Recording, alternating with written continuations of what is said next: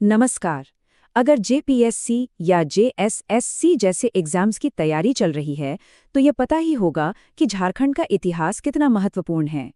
आज हम मिलकर झारखंड के अतीत के रहस्यों से पर्दा उठाने वाले हैं और इसके पुरातात्विक अवशेषों की गहराई से पड़ताल करेंगे। देखिए, ये सिर्फ इतिहास नहीं है, ये उन परीक्षाओं में सफलता की कुंजी है।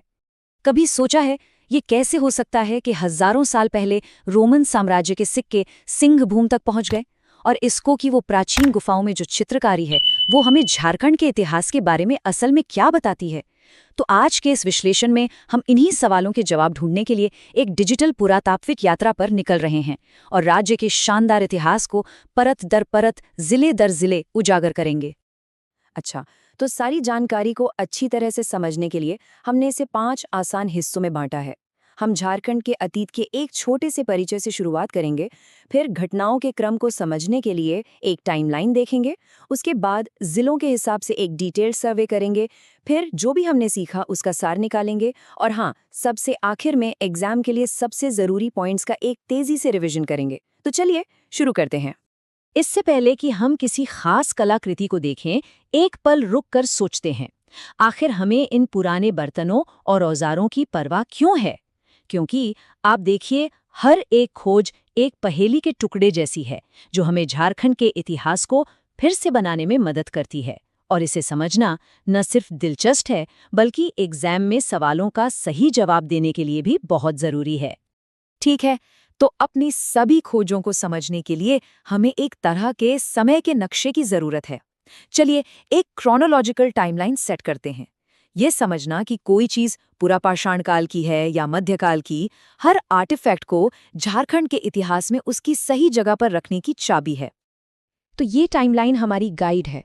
ध्यान से देखिए कि हम कैसे पुरापाषाण काल से, जहां सिर्फ पत्थर के औजार थे, मध्यपाषाण काल से गुजरते हुए जहां कला की शुरुआत हुई, नवपाषाण काल में आते हैं जहां खेती शुरू हुई, फिर आता है ताम्रपाषाण युग यानी तांबे का युग, जिसके बाद राज्यों और साम्राज्यों का दौर शुरू होता है, और आखिर में आता है मध्यकाल अपने शानदार किलों और मठों के साथ। जब हम आगे की खोजों के बारे में बात करेंगे तो इस फ्रेमवर्क को दिमाग में जरूर रखिएगा। और अब हमारी असली यात्रा शुरू होती है। हम झारखंड भर में एक वर्चुअल सफर पर निकलने वाले हैं, जिले दर जिले उन पुरातात्विक खजानों को उजागर करने के लिए जो यहाँ छिपे हैं। हम सिलेबस में बताए गए सिर्फ मुख्य जगहों पर ही ध्यान देंगे ताकि तैयारी एकदम पक्की हो। हमारी पहली मंजिल है हजारीबाग जिला। जैसा कि इस मैप पर आप देख सकते हैं, ये इलाका सिंहभूम क्षेत्र के साथ पुरातात्विक खोजों का एक असली केंद्र रहा है। चलिए पता लगाना शुरू करते हैं कि यहाँ क्या क्या मिला है। हजारीबाग के अंदर हमारा पहला पड़ाव है इसको। ये जगह तो खजानों से भरी है। यहाँ प्राचीन शैल चित्रकला मतलब रॉक आर्ट और मध्यपाषाणकालीन गुफाएं हैं। इतना ही नहीं, एक सूर्य मंदिर और महिषासुरमर्दिनी की एक मूर्ति भी मिली है। इसके बाद हम चलते हैं सीतागढ़ पहाड़ी, जहां पुरातत्वविदों ने एक महत्वपूर्ण बौद्ध मठ खोज निकाला, जो हमें इस क्षेत्र के धार्मिक इतिहास की एक झलक देता है। और आखिर में हजारीबाग शहर में ही गुलाबी पत्थर से बना एक बहुत ही सुंदर 8 पंखुड़ियों वाला कमल मिला है, जिसे अष्टदल कमल कहते हैं। हजारीबाग के रहस्य अभी खत्म नहीं हुए हैं। डूंगरी में एक शिवलिंग और पुरापाषाणकालीन मूर्तियां मिली, जो हमें उस दौर की धार्मिक और कलात्मक गतिविधियों के बारे में बताती हैं। हंडारी और साथ ही सरिया, रजरप्पा और मांडू के इलाकों में यहाँ एक ही चीज कॉमन है, पुरापाषाण काल के पत्थर के औजार। सोचिए, शुरुआती इंसानों की बनाई हुई कुल्हाड़ियां और ब्लेड्स। लेकिन बरकट्ठा में कुछ अलग मिला। 49 तांबे के सिक्कों का एक खजाना, जो उस वक्त की अर्थव्यवस्था की एक झलक देता है। एग्जाम के लिए याद रखिएगा कि हजारीबाग पुरापाषाणकालीन औजारों के लिए एक बहुत बड़ा सेंटर है। तो हजारीबाग को अच्छी तरह से जानने के बाद अब हमारी यात्रा हमें दक्षिण की ओर ले जाती है, सिंहभूम क्षेत्र में। ये इलाका जो अपने खनिजों के लिए मशहूर है, वो ऐतिहासिक खजानों में भी उतना ही अमीर है। पश्चिमी सिंहभूम में हमें बहुत तरह की चीजें मिलती हैं। बेनी सागर में 7वीं सदी की बहुत सुंदर मूर्तियां मिली हैं। चक्रधरपुर में एक नवपाषाणकालीन पत्थर की कुल्हाड़ी मिली है, जो हमें और भी पुराने समय में ले जाती है। चाईबासा में यूरोपीय सिक्के मिले हैं, जो बाद के व्यापार की ओर इशारा करते हैं। लेकिन सबसे ज्यादा हैरान करने वाली खोज हुई है सिद्धभूम में। रोमन साम्राज्य के सिक्के। जरा सोचिए, इसका मतलब है कि झारखंड हजारों साल पहले यूरोप तक फैले एक ग्लोबल ट्रेड नेटवर्क का हिस्सा था। ये एक बहुत ही जरूरी फैक्ट है, इसे एग्जाम के लिए तो बिल्कुल मत भूलिएगा। हमारी यात्रा पूर्वी सिंहभूम में जारी है। सरगदा हमें प्रागैतिहासिक जीवन की एक झलक देता है। यहाँ माइक्रोलिथ्स यानी छोटे छोटे पत्थर के औजार, हड्डी से बने औजार और हथियार और हाथ से बने मिट्टी के बर्तन मिले हैं। बहरागोड़ा में हमें एक नवपाषाण कालीन पत्थर की कुल्हाड़ी और खास तरह के काले और लाल मिट्टी के बर्तन मिले हैं, जो इस कल्चर की पहचान है। जोजानगर में तांबे की चूड़ियां और पत्थर के मोतियों जैसे पर्सनल सामान मिले हैं। और धालभूमगढ़ और घाटशिला दोनों जगहों पर हमें और भी नवपाषाणकालीन पत्थर की कुल्हाड़ियां मिलती हैं। इससे पता चलता है कि ये टेक्नोलॉजी उस दौर में कितनी फैली हुई थी। अब हम पलामू डिवीजन में एंट्री करते हैं। लातेहार जिले के पलामू किला एरिया में पत्थर के घोड़े की एक बहुत ही खूबसूरती से तराशी हुई मूर्ति मिली है। पलामू जिले में पांकी नाम की जगह पर मिट्टी की दीवारों, मिट्टी के बर्तनों और यहाँ तक के 4 पैरों वाले पत्थर के स्टूल के अवशेष मिले हैं, जो उस वक्त के घरेलू जीवन को दिखाते हैं। लेकिन असली खजाना तो न्योदी में मिला, मिट्टी के बर्तनों में छिपाकर रखे गए 102 चांदी के सिक्के। सोचिए, सदियों पुराना छिपा हुआ खजाना। इसके बाद आता है उत्तरी छोटा नागपुर क्षेत्र, जहां हमें बड़े बड़े साम्राज्यों की गूंज सुनाई देती है। चतरा जिले में इटखोरी से हमें गुप्त काल के अवशेष मिले हैं, जो भारत के सबसे सुनहरे दौर में से एक था। ओडेरा में शिलालेख हमें मुगल या महमूद काल में ले जाते हैं। फिर गढ़वा जिले के भवनाथपुर में हम एकदम से प्रागैतिहासिक काल में वापस चले जाते हैं, जहां पत्थर के औजारों और गुफाओं में बनी दिलचस्प पेंटिंग्स की खोज हुई है। कोई सोच सकता है कि झारखंड की इंडस्ट्रियल बेल्ट में सिर्फ खदानें और फैक्ट्रियां हैं, लेकिन प्राचीन इतिहास तो जमीन के ठीक नीचे मौजूद है। धनबाद जिले के झरिया में एक पूरा पाषाणकालीन पत्थर की कुल्हाड़ी और बसूला मिला है, और बोकारो जिले में पुरातत्वविदों ने पूरा पाषाण काल के हरे जैस्पर से बने पुराने औजारों को खोजा है। ये हमें याद दिलाता है कि हमारा अतीत हमेशा हमारे साथ रहता है, यहाँ तक कि हमारे सबसे मॉडर्न शहरों में भी। हमारा सर्वेक्षण अब हमें गुमला और लोहरदगा जिलों में ले जाता है।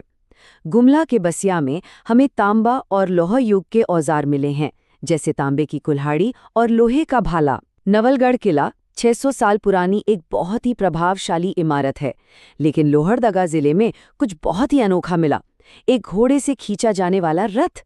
यह एक अविश्वसनीय रूप से दुर्लभ खोज है और हमें उस दौर में ट्रांसपोर्ट और युद्ध की एक झलक देती है।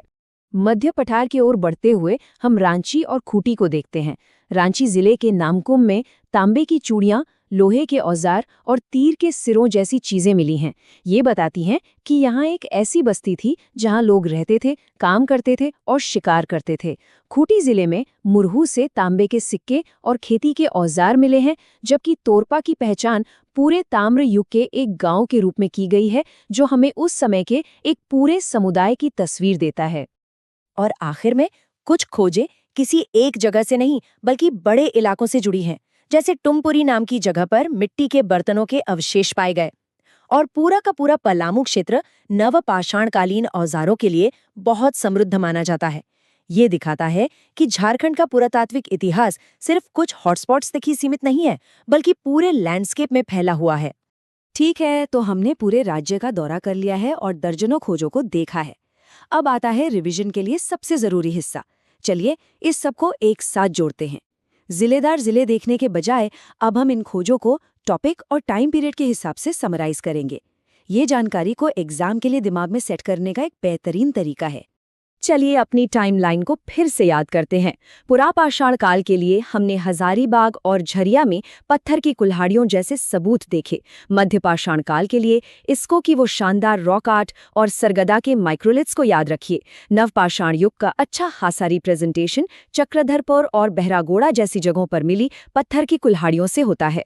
ताम्र युग की खोजें तो बहुत फैली हुई हैं, और बाद के ऐतिहासिक दौर के लिए हमारे पास इटखोरी जैसे महत्वपूर्ण स्थल हैं, जो गुप्त काल को दिखाते हैं, और मध्यकालीन काल का शानदार नवलगढ़ किला है। अच्छा, जानकारी को याद रखने का एक और पावरफुल तरीका है खोज के टाइप के हिसाब से। अगर हम कला के बारे में सोचते हैं तो हमारे पास इस्को और भवनाथपुर की पेंटिंग्स हैं। सिक्कों की बात करें तो रेंज तो कमाल की है। सिद्धभूम में रोमन सिक्कों से लेकर न्योदिया में चांदी के खजाने तक। आर्किटेक्चर में हमने नवलगढ़ जैसे मजबूत किले और सीतागढ़ में बौद्ध मठ जैसे धार्मिक स्थल दोनों देखे हैं। और आखिर में औजारों और मिट्टी के बर्तनों के लिए हमने माइक्रोलिथ से लेकर लोहे के भालों तक सब कुछ देखा है। हम अपने आखिरी सेक्शन में पहुंच गए हैं और ये वो हिस्सा है जिसे आप बुकमार्क करना चाहेंगे। चलिए अब सिर्फ उन हाई यील्ड फैक्ट्स पर फोकस करते हैं, वो मेन कॉम्बिनेशंस जो एग्जाम्स में अक्सर पूछे जाते हैं।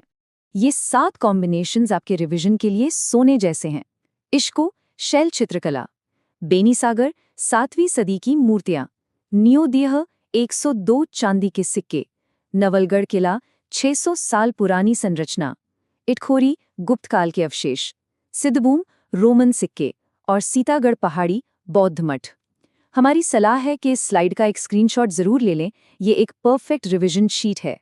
शुरुआती इंसानों के पत्थर के औजारों से लेकर दूर के साम्राज्यों के सिक्कों तक झारखंड के अतीत की हमारी यात्रा ये साबित करती है कि इस राज्य का इतिहास अविश्वसनीय रूप से समृद्ध और गहरा है। और इसी के साथ झारखंड का हमारा पुरातात्विक सर्वेक्षण यहीं समाप्त होता है।